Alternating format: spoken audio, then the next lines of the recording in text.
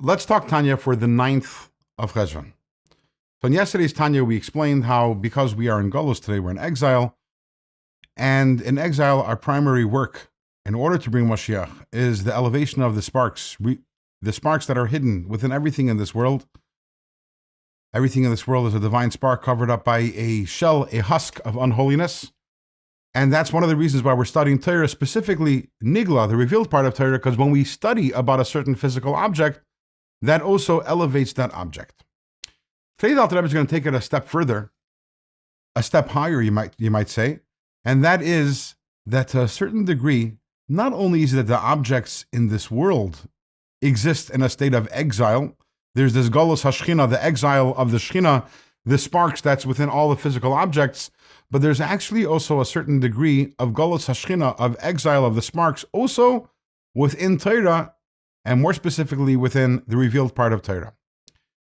One of the things that makes Kabbalah different than the revealed part of Torah, that when you study Kabbalah, you study the Zohar, you study the writings of the Arizal, you study Chassidus, it's very different than the Talmud. In the Talmud, you have questions, you have answers, you have explorations and discussions and back and forth. And in Kabbalah, everything's very straightforward. And why is that? Because in Kabbalah, everything is revealed.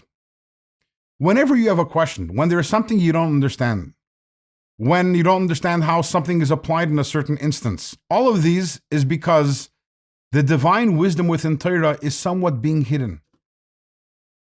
So even within the Torah, within the revealed part of Torah, the discussion and the discussions that are going on for thousands of years and the tens of thousands of books that have been written on the various topics of Torah, and all of them asking questions, answering answers, clarifying, explaining applications.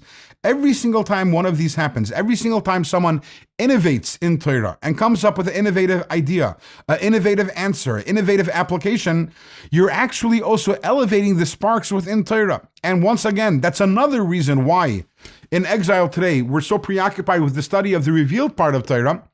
Because in addition to what we spoke about yesterday, that when we study Torah, we're elevating the things in the world that we are studying about, there's also an element of elevation of the sparks of the Torah. Because the Torah, which is certainly godliness, also to a certain extent is covered up in a shell of hiddenness, which requires us through learning and delving deeply and arriving at answers and clarifications and innovations, we release the sparks within the Torah itself.